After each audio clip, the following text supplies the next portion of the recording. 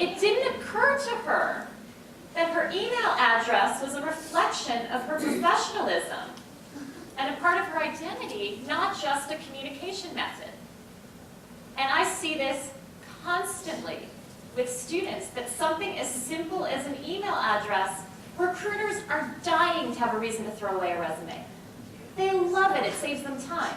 And an inappropriate email address is the easiest thing to spot and throw away. So we see this all the time. But when you think about the reasoning for it, it makes you understand why telling students to change their email address is probably one of the first things that we often have to do, which also leads to instant message language being used in inappropriate places. And I heard some people complaining about this yesterday, just in the discussions, of the way instant message speak, IM speak, has crept into what we would think of as professional communications.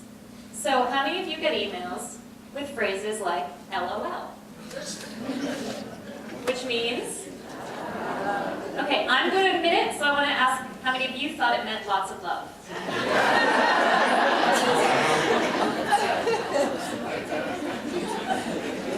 Are you up for a quick quiz? Yes. BRB. RTFL. Wombat. WOMBAT.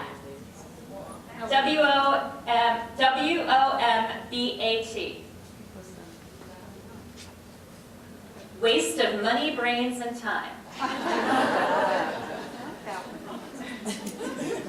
And how many of you have little kids at home? Kids at home are on the computer. Do you know POS or P911? Parent over shoulder. If you see that, they're talking about something that they probably shouldn't be talking about.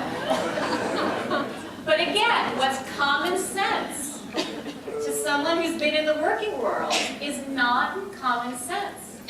Often I ask students, why do you do that? They say it's faster, and I know you want the information fast. They're not told it's not appropriate, and the reasoning is business speaks a different language. The professional world speaks a different language. When I teach writing, it's just as important to teach that as it is to teach comma placement. And we need to incorporate this into what we teach if we want students to get it. And they get it. What's interesting is I say these things, and I always worry that students are going to say, well, I'm not changing that, that's just who I am.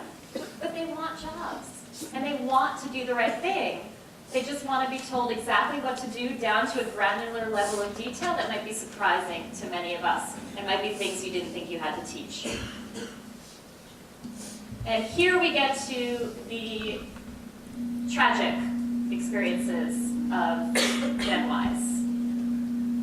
9/11 and Columbine. Are any of you familiar with the work of Tammy Erickson? Tammy Erickson is a generational researcher I highly recommend. She writes a blog for Harvard Business Review. She's also written several books. And she introduced me to this concept. And this goes to the entitlement and the desire to have everything right away that we see in Gen Ys. And this concept really changed my thinking on the mindset of Gen Ys. When you talk about a generation and their influences, and you talk about the tragedies or the difficulties they experienced, that leads to a lot of your worries about life and your desires for the future. And with this generation, think about the past. Think about what we talked about with traditionalists and boomers and Gen Xers. Bad things happened, but they were predictable. If you went to war, it was over there, and you could die, but you were at war, and that was the risk that you knew was there. If you think about being president, that's a risky job. Being a notable speaker, being a civil rights leader, those are risky jobs. War is predictable. Going up in a spaceship, you're taking a risk. These two events happened at work and at school. Those are places you're supposed to be safe. And what this generation learned at a very tender age is that violence, and terrible violence, can happen anywhere, and it can happen tomorrow. So when you think of a generation who says, I want to be promoted tomorrow, I want to be promoted faster, I want to take 6 classes instead of 5 because I want to do everything, I want to have 3 careers at once, I want to get promoted, I want to start a business.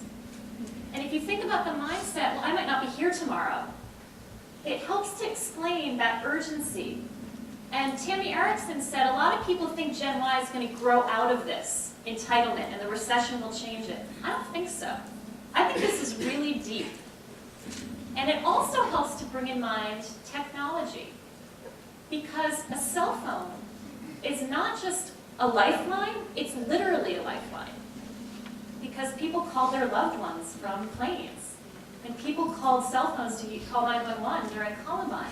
So when you think about this generation in that context, I hope that it just shifts your thinking a little bit about a mindset, which may not be in their minds all the time, and Gen Ys may think, this doesn't affect me.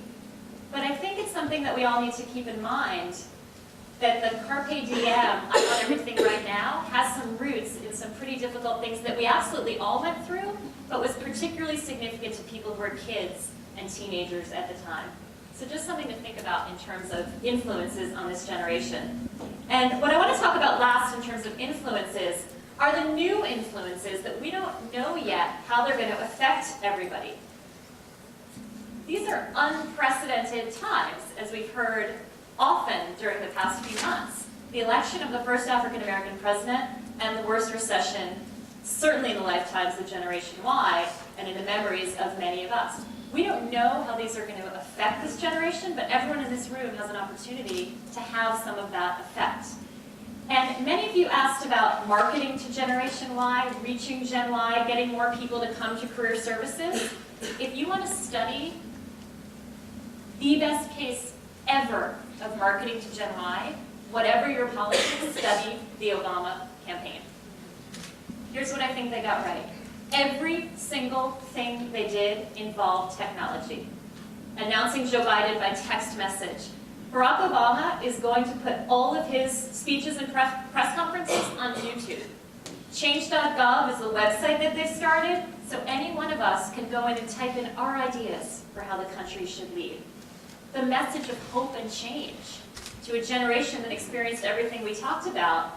Perfect notes for this generation. It obviously spoke to a lot of people, but you had unprecedented voter turnout. I'm sure on your campuses you saw many, many students get involved with the campaign, and also with the McCain campaign, because they adopted a lot of these same methods.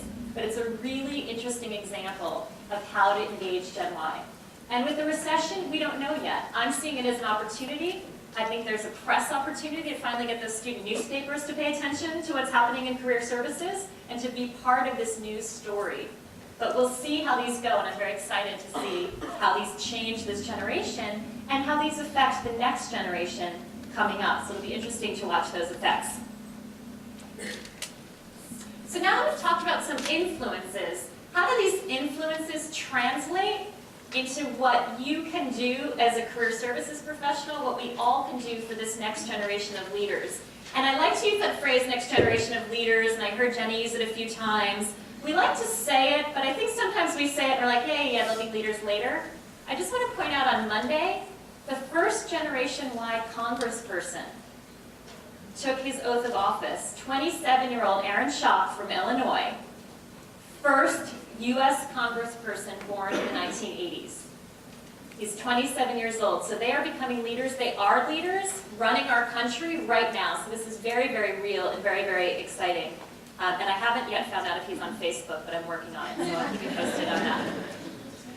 So let's look at how those influences translate into campus behaviors and workplace behaviors and what we can do. And again, I want to give you lots and lots of ideas of things that you might want to try that would be a little bit different from what we've done before. And every millennial is different, but we're going to talk about some strategies that work for this generation.